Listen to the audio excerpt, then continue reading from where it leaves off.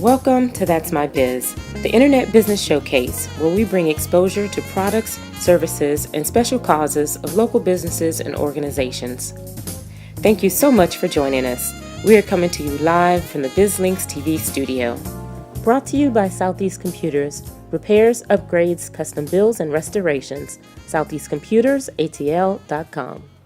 Hi everyone, I'm Pamela Alexander with That's My Biz, and welcome to our episode. As always, we want to remind you that you can watch our on-demand episodes at bizlinks.tv, and also please subscribe to our YouTube channel at youtube.com/bizlinkstv. We have wonderful guests for you, as we always like to bring to you the wonderful businesses that we meet when we're out there networking, nonprofit organizations, as well as other associations. We want to make sure that we share them with you. We have with us today our guest, Ms. Sable Badaki. Welcome. Thank you, Pamela, for having me. Absolutely. Now, Sable, she has a company called SheWorks, and it is a human capital firm closing the gender gap in the workplace. Through her advisory services, SheWorks provides practical solutions to organizations to attract and retain female staff for improved bottom line results. They offer seminars and workshops to arm women with the tools to advance in their careers. So now first let me ask you, Sable, what's the need for SheWorks? You know, that's such a wonderful question. I was thinking to myself this morning, we look and we're like, wow, women, we have all the same rights of men. We're on TV, we have jobs, we're in the military, we're in industries. And yes, we are present, but we're not present in a large amount. And still really now in companies, the numbers are so small when we're talking about women being on the senior executive level. Even in Hollywood, women are being paid less than men as their male counterparts.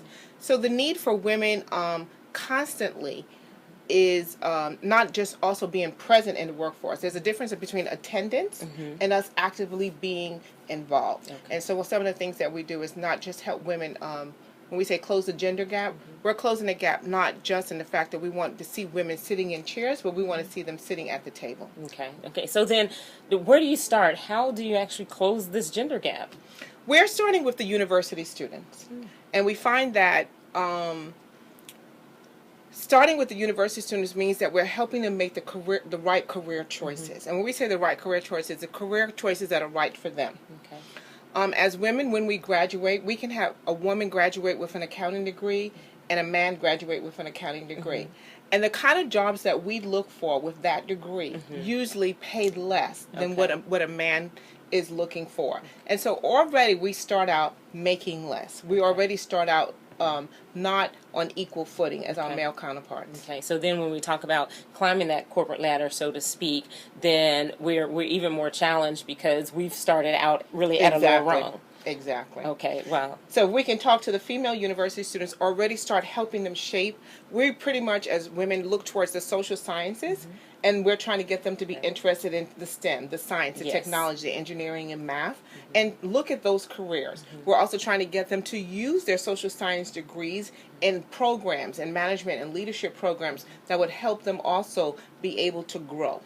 As well. And I love that because, of course, I have math computer science degree, and so I'm loving to hear it. But, you know, I was only one of a couple of females that were in our classes. So I'm hearing that, you know, there's a stronger focus on that and getting young girls and women into those fields where they can get more. So now let me ask you, is the problem really the workforce, or is it the mentality of the females? It's a little bit both. I work in the U.S. as well as outside of the U.S. And as much as we say we've come a long way, baby, there's still this validation for women. Until you're married, you still have not arrived. That marriage is your state of approval. And so because of that, there's still this thing of, yes, I'm still successful in the workforce, but I still need a husband to validate that I really am successful. So the challenge comes from the workplace also, because when we have things like maternity leave, someone has to have the babies, right? And we've been fit for it. People still look at maternity leave, when you go out for maternity leave, you stay out for 3 or 4 months, as a problem, as an inconvenience. I've had clients who say, I don't want to marry women who are in childbearing ages. And so those kind of things come from the corporate world. Right. Then we have women also who are fighting to the guilt of being a working mother. I want to work. I want to pursue my career. But I also, if I work, am I a good mother? If I miss one of my children's programs in school, then I'm a bad exactly. mother. Yes. So it's from both ways. So we need to work together. The corporate world needs to work also with the women. Okay. Now, you gave us a stat that women are making 86 cents to the $1 for men. Now, do you think what's going to take to change that? Do the laws need to change? This is not necessarily a legal thing, where today is Equal Pay Act Day. Right. But this is not just about that. Yes, we do need women to have a job and get paid for the same salary as men for that same job. That's the beginning. Okay. The second part is when women turn 30, the average woman who's married, when she becomes the age of 30, is when we start seeing them drop out of the workforce. Okay. And women drop out of the workforce usually for family reasons, not only for their own children, but also to take care of aging family members. When that happens and a woman tries to come back into the workforce, she usually comes back making less than she was when she left. That also goes to that gap. Okay. Then there's also the fact that before we're not even nominated for some of the roles where we could make more money, because they say, oh, she's a woman, she definitely doesn't want to travel international. Oh, she's a woman, she can't work late. Right. And so we're already counted out. So these kind of things have also contribute to this pay gap. Okay. So now tell me how SheWorks comes in. How do you work with, now is it more working with just the women individually, or is it working with the companies as well?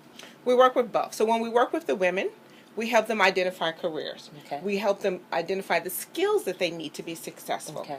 A lot of things that we don't learn when we're in school about, and we learn, we teach things like the difference between assertiveness versus aggressiveness. Yes, yeah. So we talk to them about that. We talk to them about presentation skills. Okay. We talk about how to push your point across. A lot of times when we're in a meeting, we have a great idea, but we think, I'll just tell my friend after the meeting what this idea. And so we get them to kind of talk up in the meetings. Right. So those are the things that we do to work with the women. We actually have like a program called Jump Start, where we work with our young university students, and then we work with our young professionals, our new girls. We call them new girls on the block, and teaching them the skills. And then we work with the corporations, and we say to companies, you know what, I know legally pregnancy is a disability, but she's not disabled. Okay. And therefore, let's look at what we can do to help women stay in the workforce. Okay. What can we do to help women stay in the workforce? Some of the challenges are, when I was pregnant, I took off 6 months. Okay. Wow. For my second daughter, 4 months for my first. When I came back with my second daughter, my job was eliminated. Okay, because so many things change, especially nowadays. Yeah. Yeah, and you miss a lot of decisions that were made, different things like that. And you want to spend that bonding time with your child, but the whole time you're thinking, what's going to happen when I come back? Right. Am I going to have a job? And so companies could somehow keep you involved. And that's also what we can do when we're on maternity leave. Sometimes we can also try to be connected. And because we're totally out of sight, when we come back, they're thinking, oh, there's no need to involve her. She's too busy. She has a baby now. Okay. Now, what about, so with technology and talking about staying connected, that it seems like we have a much greater opportunity nowadays with technology, that even though you may be out, or even if you go back, because you can't be on leave at the same time and continue to work, but now that you can really go back earlier, but maybe do more telecommuting, things like that, is the door opening up for that? There are a lot more careers that have that you work from home. That does provide some benefit for women who have young children or who have children and just want to be a little more involved. Now, even with these work from home jobs, a lot of them do require you to sit at your desk 9 to 5. So it still doesn't give the woman that kind of flexibility. Okay. But we do need to look at careers or opportunities for women when they can work from home with flexible hours. Okay. With flexible times. And then a huge part is, no woman had a baby by herself. Yeah. so it's also a role and responsibility of the husbands.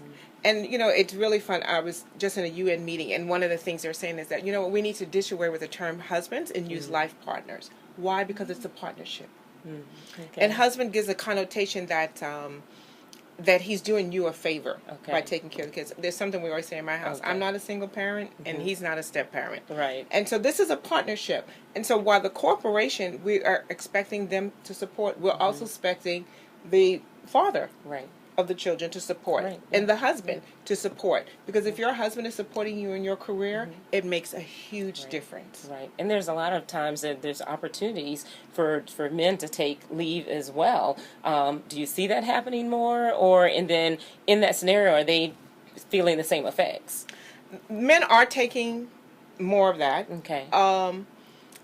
And for a husband to come and stay home, there's paternity leave now, so there are opportunities. But it's amazing. So when you see a husband, it's just think, we see a man at the child care center picking up their children. Everyone says, wow, he's fantastic. He comes every day. He picks up those children. Such a good man.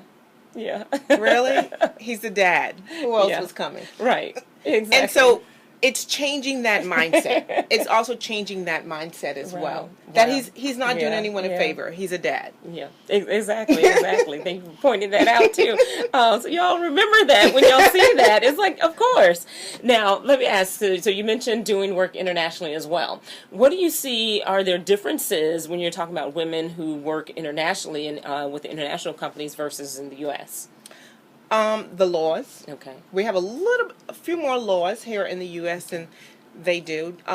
Diversity. I work a lot in Africa. Diversity. Still they're having a challenge of defining what their diversity is because it's a little clearer for us sometimes. And one of my participants said to me that she is so excited for this program. She said because their life entitles of go to school, graduate, get married, have a baby, baka, which means finish. That's it. So I've lived and worked in countries where a woman is called Pastor Mrs., Dr. Mrs. And I'm thinking, I've never seen a Dr. Mister, a Pastor Mister. Why? Because they said the Mrs. is far more valuable than the doctor or the pastor. And so we're still living in societies where your marital status is defining you. Wow. And then there's still also the concern of security. Some of the women are very concerned of branching out because of security risk of living somewhere. So I think as these things are changing and evolving, women are desiring more, and that's the first step. And then it's having the boldness and the initiative to do it. Okay. Now, you mentioned the Equal Pay Act Day. So talk a little bit more about what's the role of government to address this gap? I think government has done their part. They've given us an act. They've done their part. Now, it's up for corporations to also ensure that performance appraisals are being conducted fairly. That they're giving more and more opportunities and for women to go ahead and move forward and succeed into some of these roles where they can be able to earn the same pay. It's also not punishing women who take maternity leave. It's also for women. Now, we also need to take a responsibility of making sure when we have left the workforce that we're constantly keeping our skills sharpened. And we can do this by volunteering, by supporting and everything. I left the workforce after, 15-something years. I left the workforce to be home with my children. And but during that time, you always have to keep your skills, keep your skills, keep your contacts, keep networking, keep yourself out there. So when you're ready to return, it's not people going, who, what, who is she? What have you done? What experience do you have? Because those skills are transferable, and it's just constantly keeping those skills together. So it's a community of everyone being a part of it. It's not one person's responsibility. Okay, that's good to know. So now tell us your training programs. Give us a little bit more idea about your training programs, what you offer. Okay, so we offer our Jumpstart program, and that's for our university students. And what we do is we work with them we start off with defining their career interests and their skills, their strengths, and how that can apply to various careers. Then we work with them on, of course, the resume building, the interviewing skills, and then we go into the communication skills, which is so critical. We go into their presentation skills. We work with them, and then we even, part of the program of the training is they get to be mentored and work with other women who are necessarily working in their industry or other industries. So it's career exploration that also happens. Then our New Girl program, which is for our young professionals, is helping them also in building those skills that they need, because they need a different set of skills. They're in the workplace, and this is where most of women drop out or leave the workplace, is when they've achieved their first managerial role, but it's the second managerial role. And we're helping them to start teaching them negotiation skills, because if you're able to negotiate, then perhaps you don't have to leave.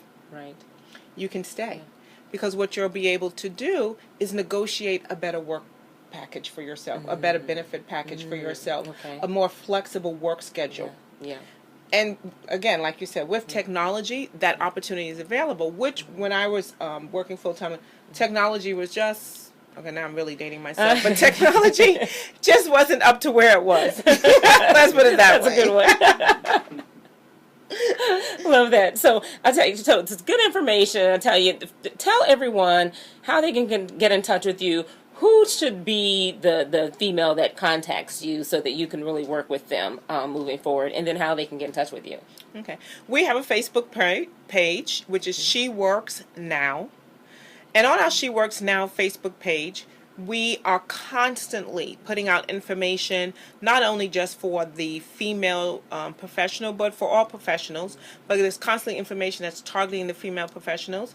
Then you can also contact us at our email, guru@sheworksnow.com as well. Great. Thank you so much. I mean, there's so much more that we can talk about on this particular topic. A lot out there that women need to know that are in the workforce. I love that you start with the students, though, and really help them even get to those right careers. Everyone, please make sure that you watch this episode again. Make sure that you reach out to Sable and SheWorks so that you can really make sure that you set yourself up properly going into the workforce. And for those of you that are in the workforce that need that extra help, you feel like things may not be what they need to be, or if you're being looked at unfairly, and you need to know, one, how to improve your skills, but also how to interact with those that you're working with, and with your managers especially, so that you can make sure that you're getting what you deserve compensation-wise and even opportunity-wise with your company. Make sure that you reach out to SheWorks.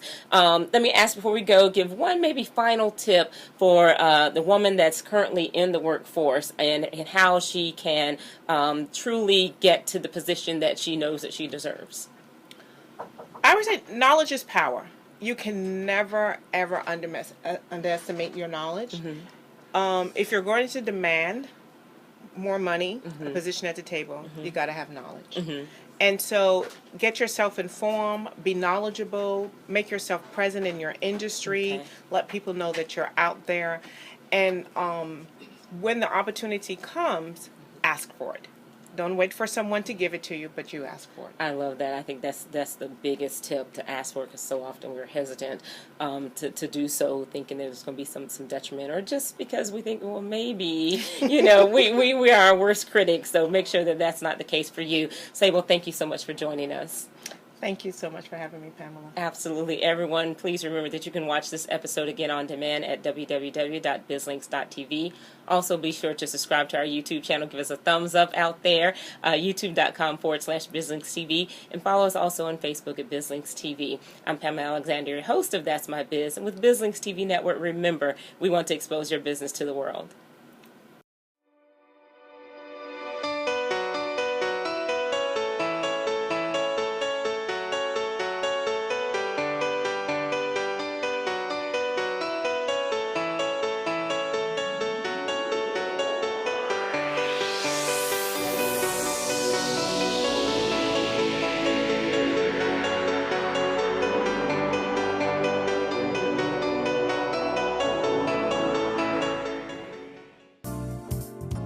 Thank you for joining us. Today's show can be viewed on demand on our website at www.bizlinks.tv. If you are interested in having your products, services, or special cause showcased on our program, submit an inquiry to That's My Biz at bizlinks.tv.